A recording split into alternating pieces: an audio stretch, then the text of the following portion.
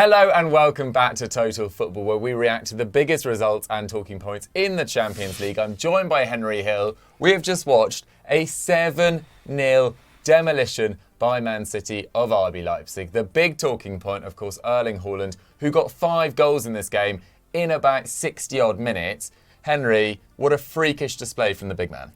Yeah, I can't believe we've had 2 high-profile 7-0s in almost as many weeks. I wanted to be really annoyed about the refereeing in the first half, but sometimes you've got to take a step back and accept when you've watched a masterclass, because we saw what it means to be a striker. Anyone, I'm going to look down the camera here, anyone saying that he's not right for the City team, they're not good enough, eat your hat, because he's just gone and scored, 5 goals in 35 minutes today. He was just in the right place all the time, and that comes from being a clinical striker whose head is just fully in the game. We saw him leaping for headers higher than any defender. We saw him just beating every defender to the ball. He knew where he needed to be, and that is a skill in itself. It was amazing. It was amazing. 5 goals. I mean, broken records everywhere. The youngest and the fastest player in Champions League history to 30 goals, I think now on 33. As you said, broke a 94-year-old record to become City's the most goals scored in a single campaign. I mean, you can't take any of these numbers away from him. They are truly, truly astonishing. And yeah, I mean, I'm pleased for him, because all the nonsense about how good he is, how well he's playing, he shut everyone up with a sort of bulldog display of the utmost quality. Yeah, absolutely. I mean, the names he's now gone past in the Champions League all-time top goal scorer list, it's like Rooney, Kaka, Samuel Eto'o, Roy Mackay, elite strikers that worked their entire careers to rack up a number of goals in the Champions League, and he's gone past it at 22. I think he's now averaging 1.3 goals per Champions League game, which is just absolutely frightening.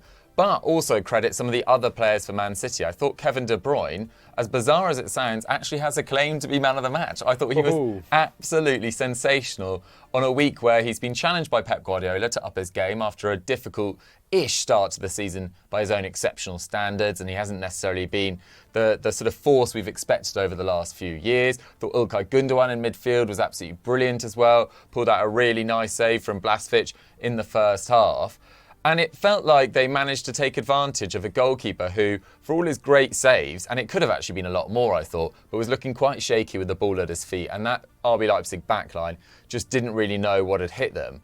I mean, Henry, from an RB Leipzig perspective, what were you particularly troubled by, and what really went wrong from them? I mean, it's interesting because they could put Campbell in the midfield, and you're thinking they're going to try and shore up that midfield a little bit. And actually, City's lineup, you look at that, they've gone for 4 centre-halves at the back again.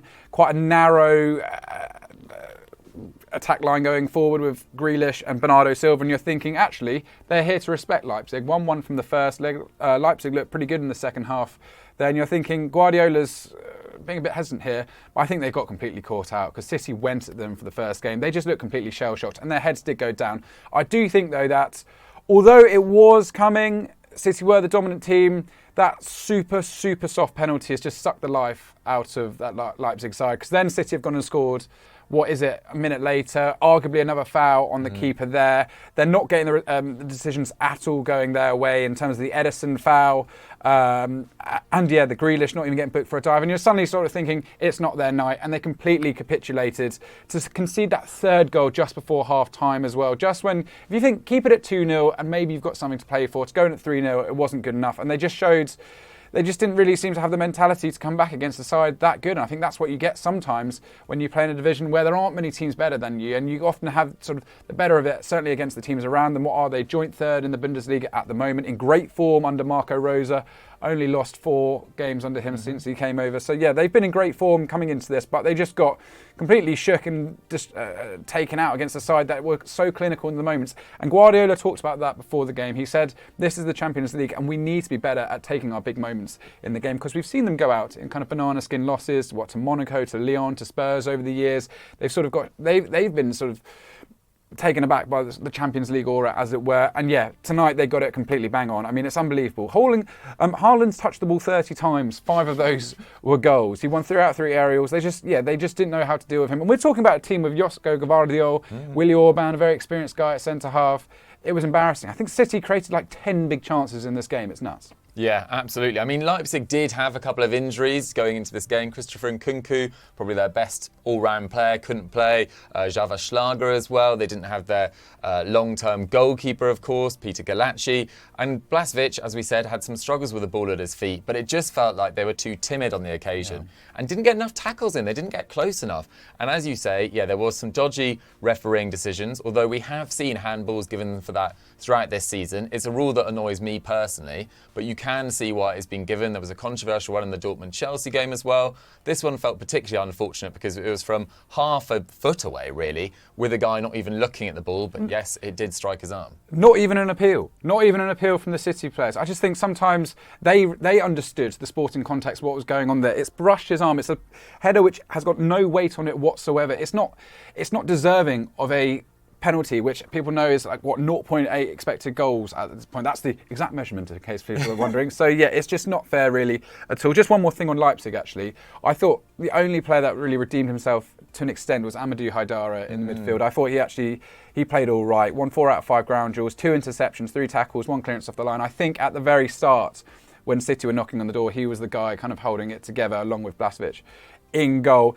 They're losing Lima in the summer already to Bayern Munich. I think they have to do all they can to keep Amadou Haidara, because otherwise that midfield looks a bit brittle once more. And as we've seen, when they come up against big attacks, they can be broken down. Absolutely. He's been linked with moves away in the past, of course. It feels like they've got a massive next few weeks. They've got Dortmund in the DFB Pokal at the start of April. That's a great chance for them to get another second trophy on their books, only the second in their history.